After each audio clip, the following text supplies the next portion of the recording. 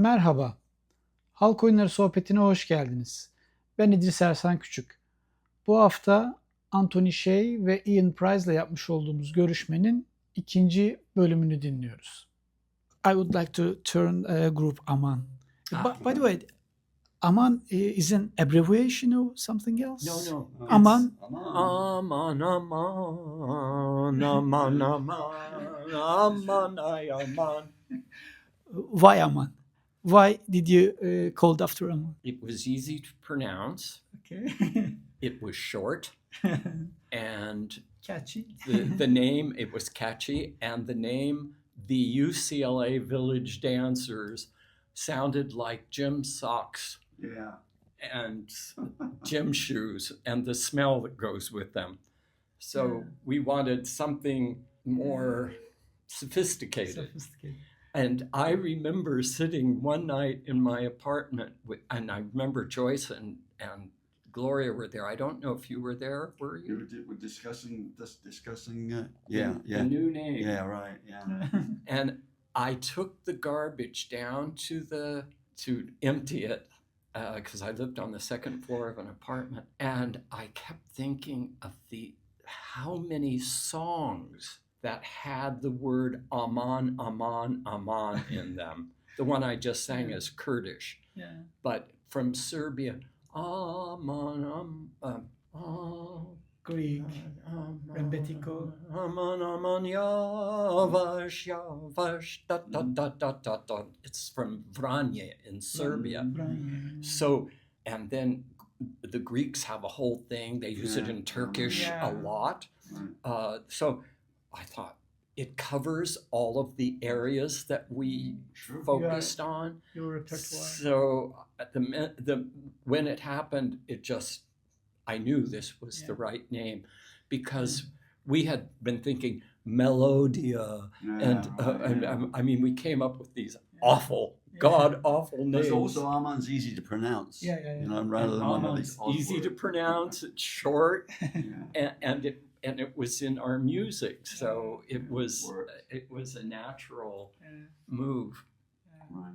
After the foundation of Turkey Republic, the exchange happened between Greek yes. and Turk, and exile about Armenians before the establishment of the Turkey Republic.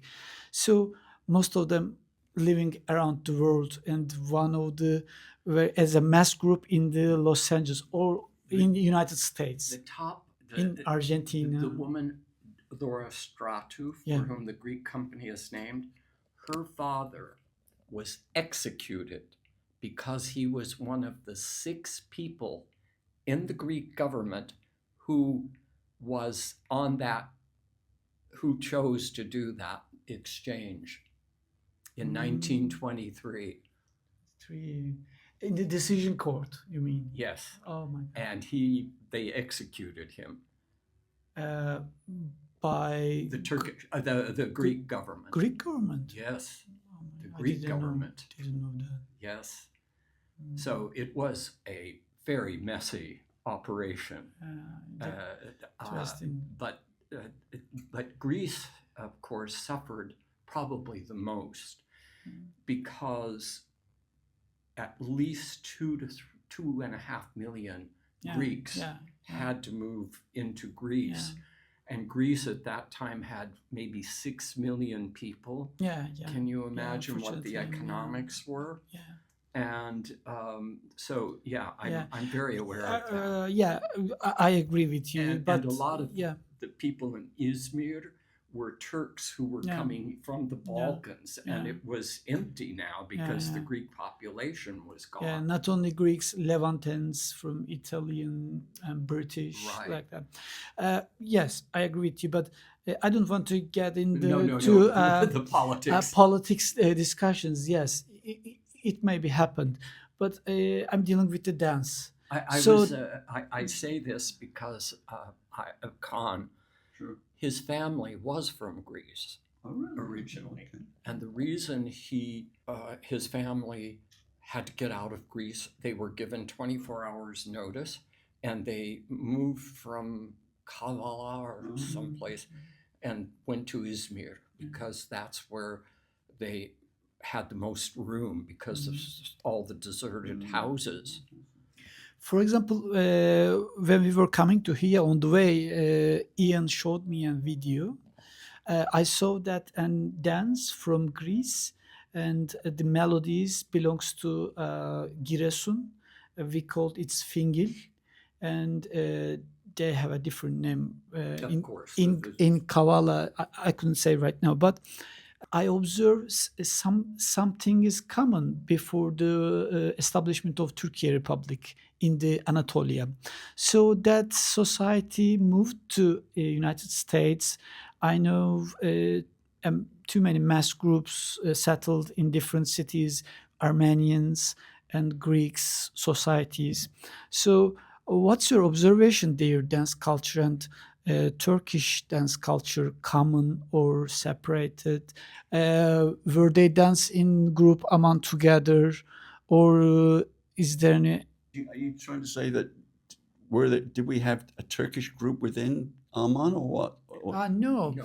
He's talking about as a result of the Yeah, as a result of after population population exchange. What happens in the United States is that, I'll give you the Greeks as a good example.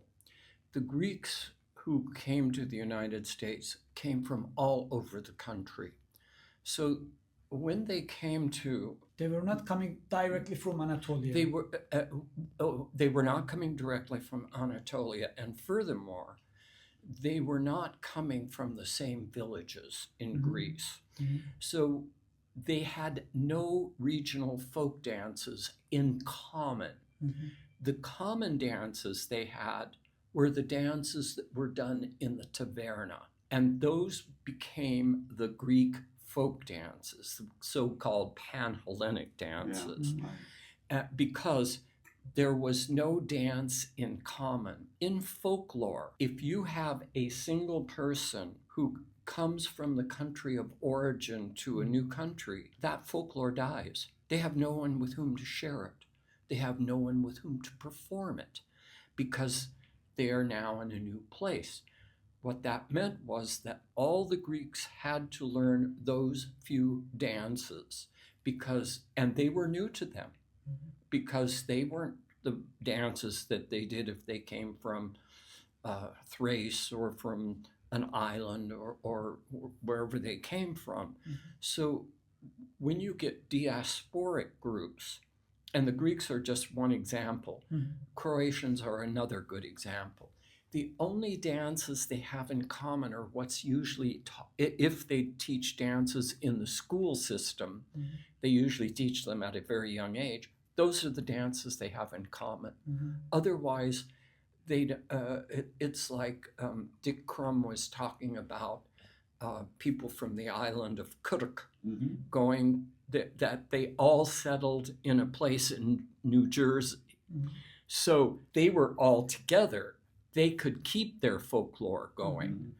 But in general, people all from different parts of Poland or different parts of countries, when they come here, they no longer have people who can move and dance like they did. I had a young man from Bojnurd in eastern Iran, and he came, Rahman was his name, and he came to me after he saw us do a concert and said, would I like to learn the dances from his region, because he had no one to perform them with any longer. There was nobody who could play the music. There was nobody who could dance with him. So that is what happens with diaspora communities. If you are alone, it's very demanding to recover your background. You forget the songs, you forget the dances, you just no longer... You need extra effort to save your cultural background. So when the Greek society and Armenian society arrived to the United States, how they survived their dance culture, or do they? They, Church. the church, Sure. because the church is a Yeah. focal Gathering. point of their gathering. And what happens? And by the way, and the Christianity is very good with music and dance. Yes, And not it's more Islam, welcoming yeah. than Welcoming, yeah. Islam. Yeah. But also the priests recognize what happens in the diaspora community is with each new generation, the language goes. The only thing left is the dance. Yeah. This is why the Greek church began this intricate, and by intricate, I mean region in the Western region in the United States. They all gather together at a different Greek Orthodox church every year, and each group competes. They have the older teenagers, the middle ones, so on and so forth. This is how the priests keep their congregation together, because they hope that by having these young people dancing together, they will get married and stay in the community and in the church. So dance becomes an extremely important focal point for those diasporic communities. And as I mentioned earlier, they're not doing dances from their own villages or their grandfather's village. They're doing dances that each year change, and each group chooses a new region. It would be like doing Ege one year and then doing Erzurum the next year, and so on. And this way, they rationalize that they are learning something about the old country, but it is a competition. Competition brings its own problems, as the case in Turkey. Arzu wrote about it in detail, how groups from different regions will borrow things from each other so they can the next year appear more polished, better, more athletic. So what happens is the dances keep getting harder and harder and harder, and the costumes keep getting more elaborate, and the musical accompaniment grows. And so this is what happens in a competition in the home country. The same thing happens here in the diasporic communities. Are they competing each other? They're competing against each other. So there are prizes given to the best groups, and they work all year long to be the best group. And that means the one that looks most like Dora Stratu in Athens. So if you had a Turkish community, they would probably gravitate to the Devlet Halk Oyunları topluluğu to have that as a model of what. Actually, it's a biennial relationship with the central governmental organizations like Ankara Devlet Halk Dansları Topluluğu, like that, and they try to gather something pure from the rural areas, but at the end of the day, the rural areas try to improve their dances by looking at that. Of course. Yeah. It's like when I remember when in Croatia, when they began Smotra folklore. Do you know, are you familiar with this? I heard it. Yeah. Have you, are you in July? Yeah. So what happened was the folklorists said, you cannot do non-Croatian dances. Well, the most popular dances throughout the entire country were the waltz and the polka, neither of which is Croatian, although of course it changed over, but nevertheless, it meant that they had to go try to find the oldest person in their village who might remember dances that were done 40 years ago, or they would come to Zagreb and get a member of Vlado to come to their village, because Croatia is a small country. You can travel out to the villages in a couple of hours. And so they would hire Yeah. one of the people in the professional company to come out and teach them how to do the original dances. And of course, they would stage them. So they were nothing like what you would have encountered at a wedding.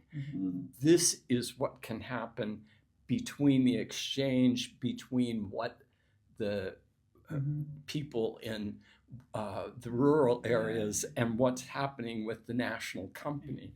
The other thing is, I remember Amalia Hernandez, who was the director of the Ballet Folklorico in Mexico.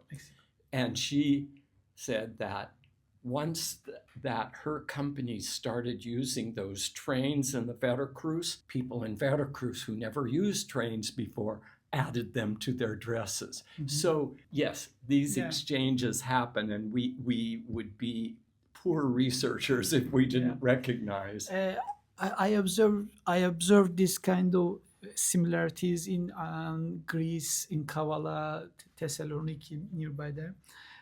I saw after exchange societies like from Trabzon, Maçka, Samsun, Bafra, and Giresun, Şebin Karahisar societies were living together in the same close villages, maybe in the same villages. So they know each other dances, but in the Trabzon, nobody knows Samsun Bafra dance. Nobody does. And also in Giresun society, dance just their own dances. They don't dance Samsun or Trabzon, but in the Kavala, they know their each dances. You mean in the diasporic society is just choosing this year this region's dance? Yes. So that's why maybe it's connected with that knowledge. Well, I think it's connected with the idea that people come from so many different places. They have to. So now the purpose is changing and not making the repertoire, just recovering the identity. So no matter where dance belongs to anywhere. So just it must be from your own country is enough. Right. Okay, I got it. Talking with you, it's amazing. I don't want to miss anything. Well, I mean, I'm sure you're going to be here long enough that, and I'm sure if Tony's amenable to, we can do another one. Let me just tell you a couple of examples from Aman, just to let you know my style of directing, and this worked later in my second group, Avaz. But the most important thing to me as an artistic director, I'm looking over a general thing, creating programs that keep an audience engaged, but not pandering to them. In other words, not going for cheap things. The most important thing was that the audience come away, it's a theatrical experience, we're in the theater, to believe that what they saw on that stage was authentic, was real. And so I had a couple of experiences where we hired at great expense people to come and teach us dances from a certain region. In Avaz, Steve Katansky gave me a phone call, and he said, I have this teacher. He's a Hungarian gypsy, and he is absolutely the most authentic thing. He is great. It's wonderful. So I said, okay, we'll hire him. So we brought him in for 3 days. Day and night we worked over a long weekend. Our group was made up of people like me and Iann. We're white, we're middle class, we're educated people, right? This guy is living in a society where he is a gypsy. That is like almost being a criminal in many people's eyes. That's a hard life to live. Gypsy music, as he did it, it's not the violins in the Hungarian State Dance Company. They do that for a living, and half the orchestra is gypsy. I saw them in 23. This is music done by the mouth. dubba-dubba-dub, dubba-dubba-dub, dubba-dubba-dub, dubba-dub.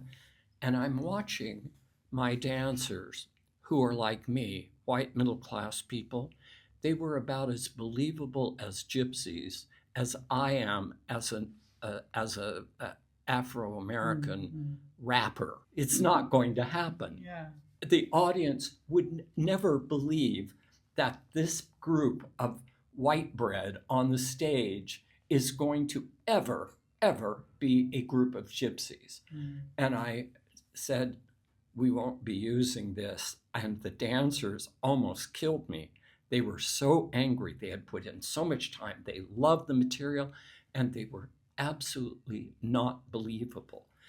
The first time you go on the stage and you put up a number that is not believable to your audience, they won't believe anything in the entire program that you did. So one of my most important things as an artistic director was to have the group look like what they should be looking like. Yeah. With spectacle. Not just the spectacle. We did, I don't know if you were in Aman at the time, but we did an all-Croatian program at the Wilshire Ebel, I think. Yeah, I remember that. Yeah. So we were on the stage, and we had three things happen. One, this woman came up on the stage, bustling up, speaking Croatian. She thought we were Lado. She thought we were Lado, which for me was... It means you achieved. It means we were doing what we should be doing. The second was, we did this wedding, and it's on the video. Have you seen the video of Aman? Yes. Yes, so there's a long wedding, right? So we performed that wedding, and this old lady, she was old. I'm 90 now, right? She must have been 60, but when you're 30. Anyway, she came up and she took my hand and she said, I was married in that village, and that's just how it was. Wow. Yeah. Well, Yeah. by this time, it's I very knew indulging, that's not yeah. how it was, because her wedding took 5 days and ours took 17 minutes, right? That's just the opening. But very good imitation. It means. But it was enough. It was like smelling a rose, and maybe you don't see it, but the smell of the rose is so strong that the image of it comes up, right? Yeah. That's the only way I can express it. The other was the father from the Croatian church. And this was years later, after Croatian independence. I was invited by the Croatian consulate to come to their celebration. And the father came up, and he had never forgotten that evening. Wow. He said, it's the only time I returned home in all the years I was in America. And I thought, we are a group of Americans. I think we had one Croatian in the whole group.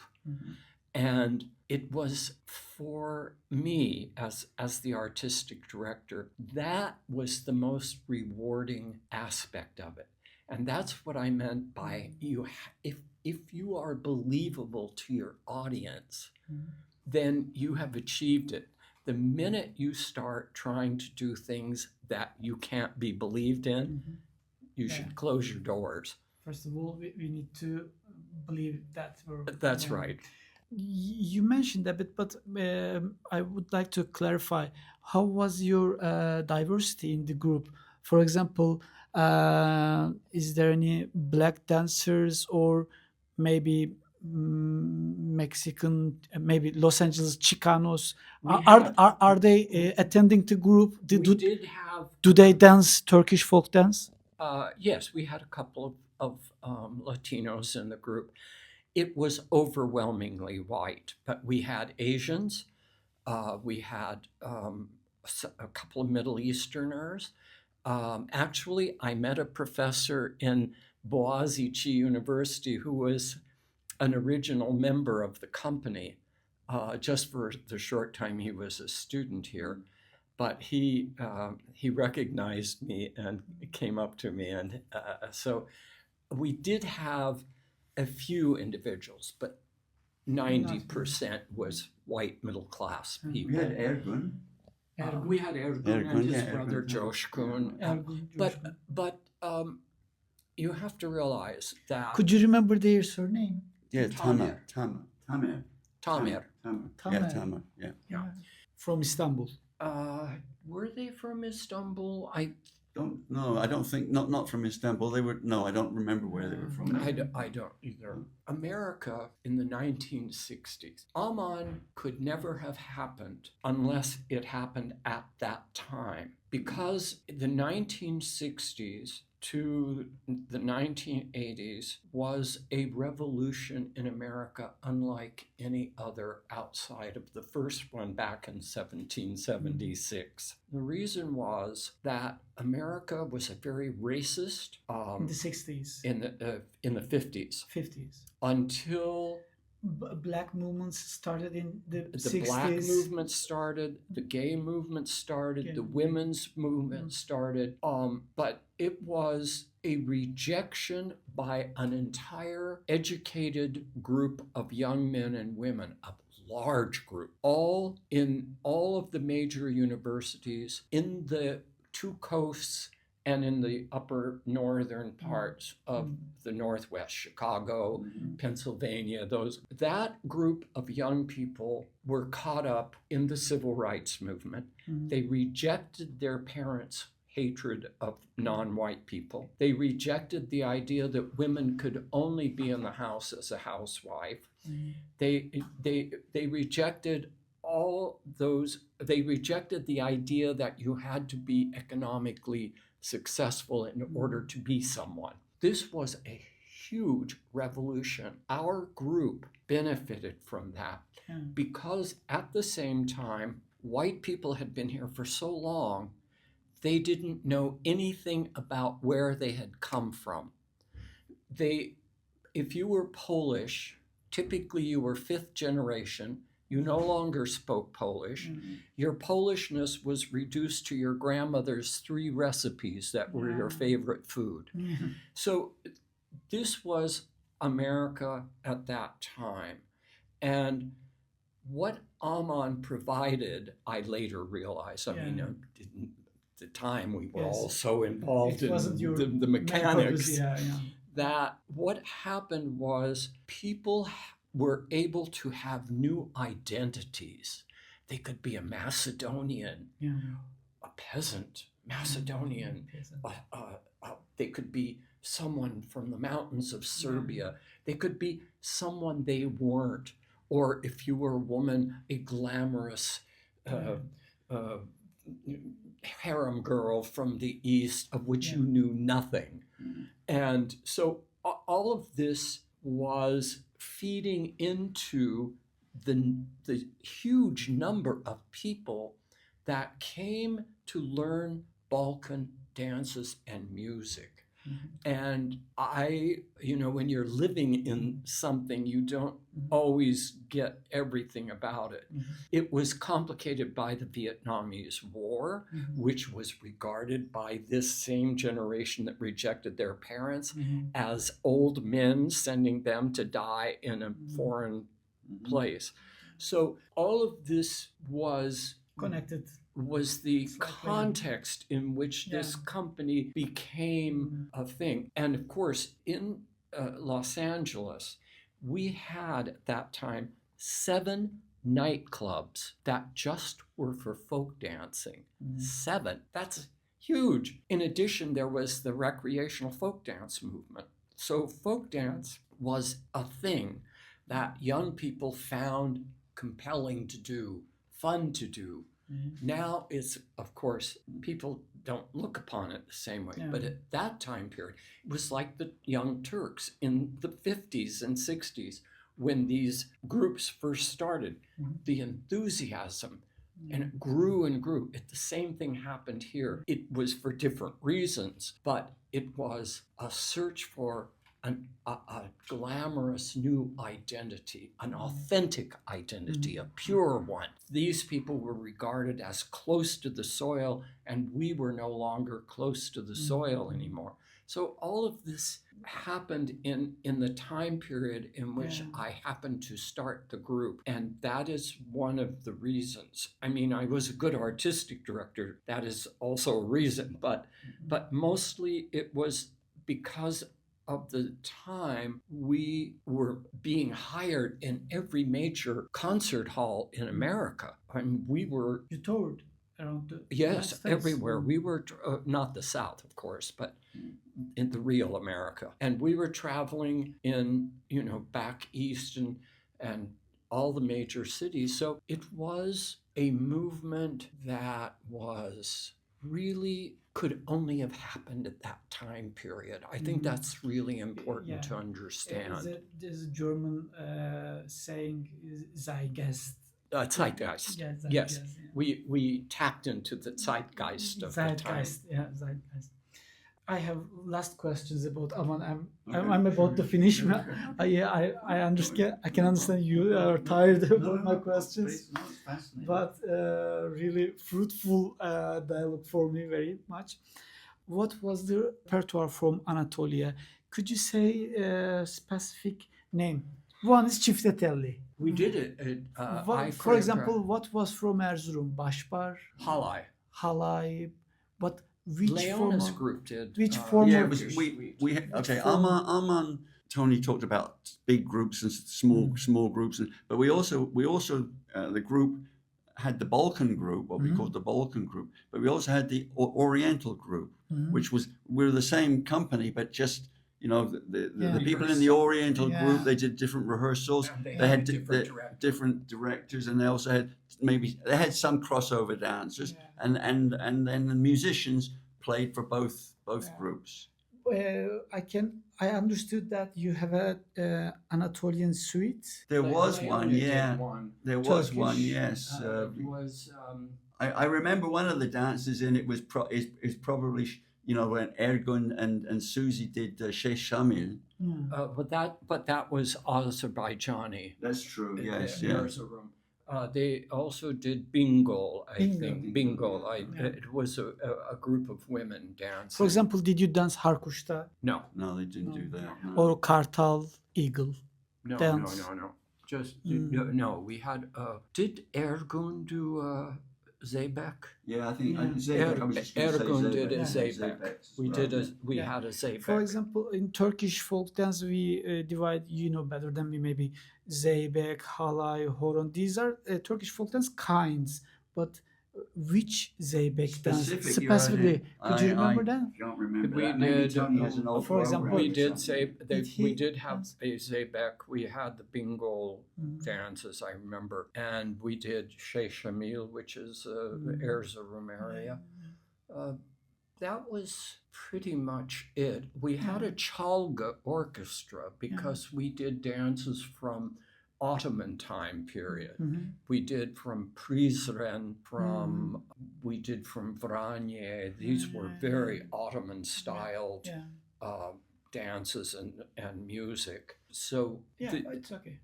that was our we didn't have the resources or the audience. For example, when we first started, we had to build an audience. So when we did dances from Croatia, we had a big population of Croatians to come see us. There were no Turks here, other than a few foreign students.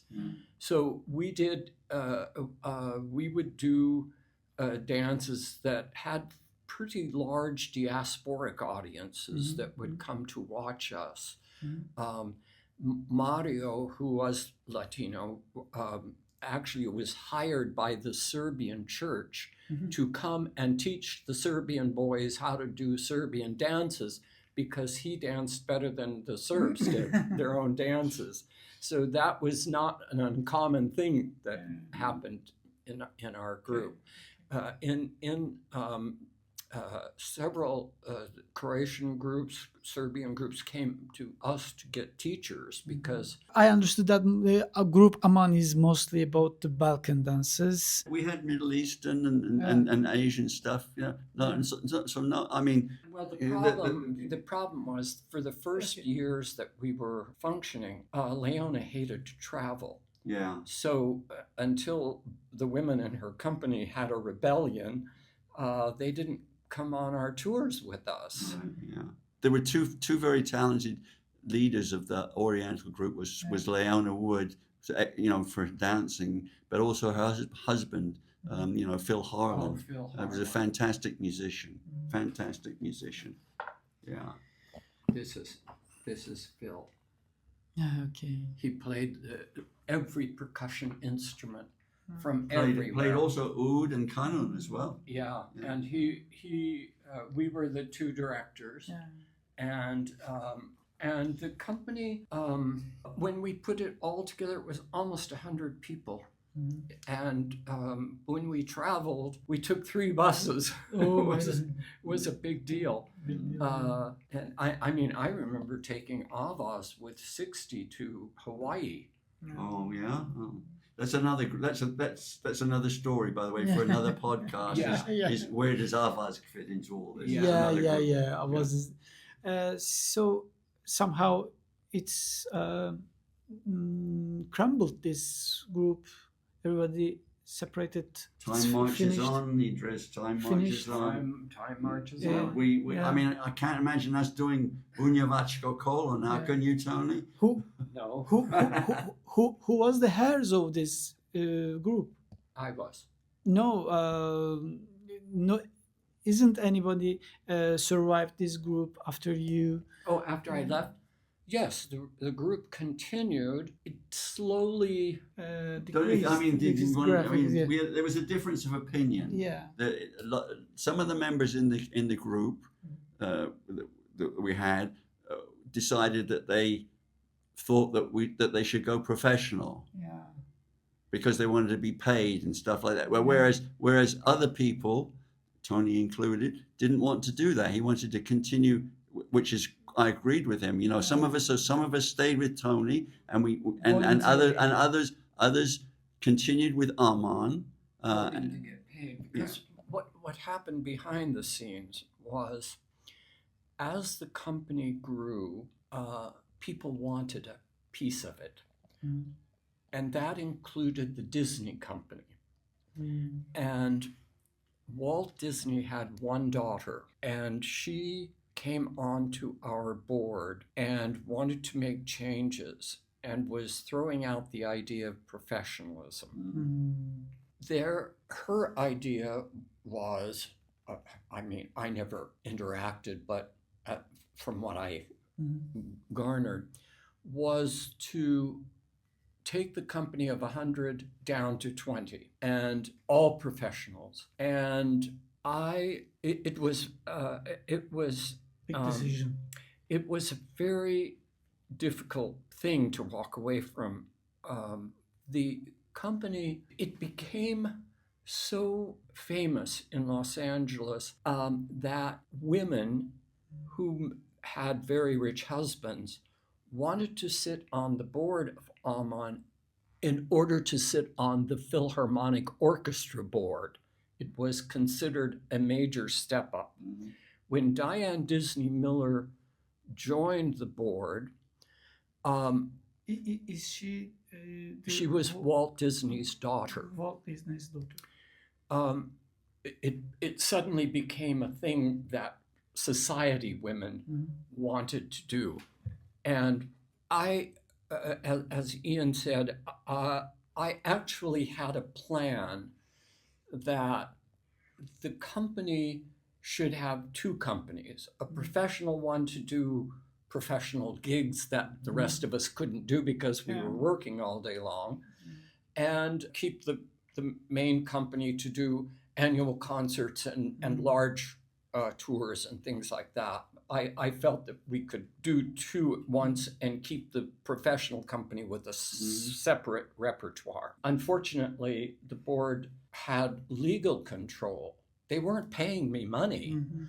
So I felt I had to keep my integrity. Yeah. I couldn't exist in that. So later I found out that Commercializing the yes, dance. they wanted to commercialize it for appearances at the Florida Disney World and the Santa Ana Disneyland.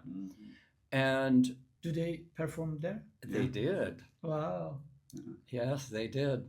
I'll tell you about it. So every year in the spring, I used to attend these meetings of bookings.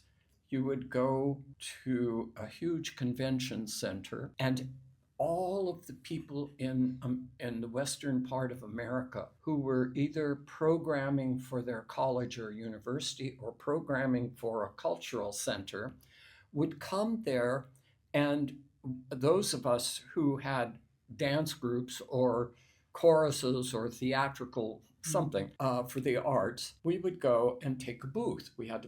It was expensive. We had to buy a booth, and we would take our publicity, and if we were lucky, we booked the company.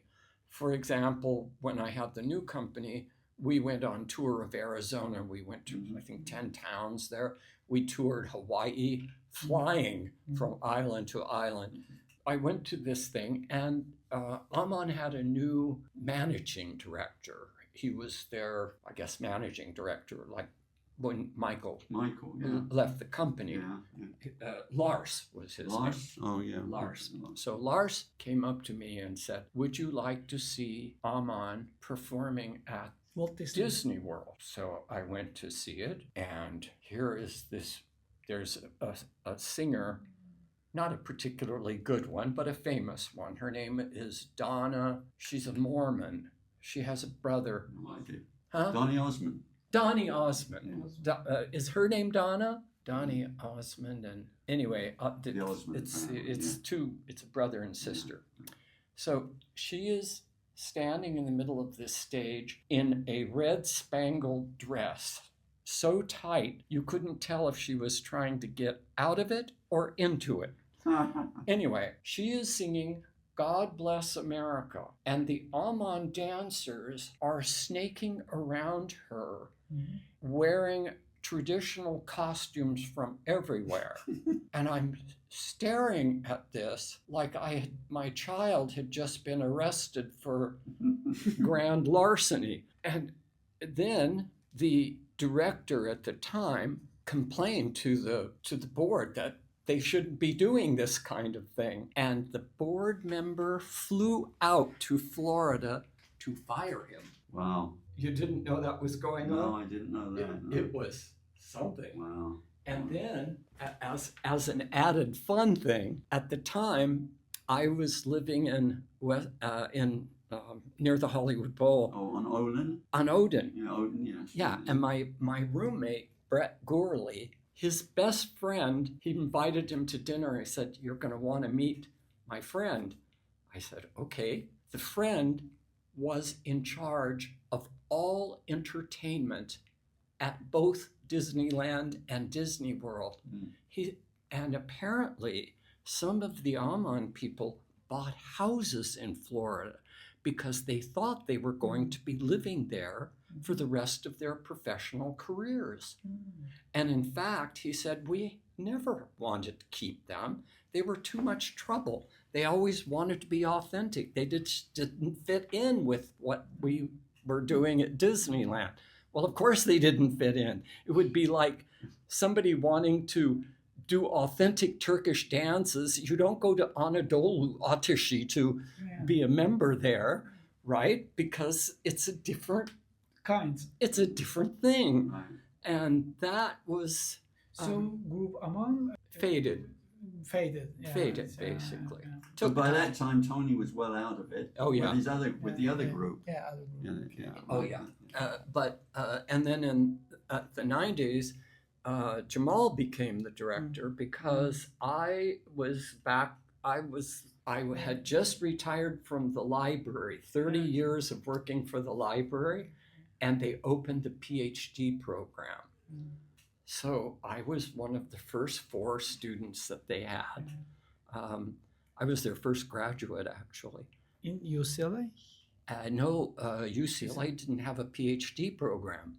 It was at UC Riverside. Riverside, sorry. Yes, it was the first program, and the first students had to prove that it was academic and Buraya kadar dinlemiş olduğunuz kısım bu uzun görüşmenin 2. bölümünü oluşturuyordu. 3. ve son bölüm ise önümüzdeki haftalarda yayında olacak. Anthony Shay'in birçok kitabı var ama özellikle Özbekistan ve İran danslarını da anlattığı Intellect yayınlarından çıkan Dans ve Otoriteryanizm adlı kitabını edinmenizi öneririm. Halk oyunlarıyla ilgili daha çok sözümüz var ancak şimdilik hoşça kalın.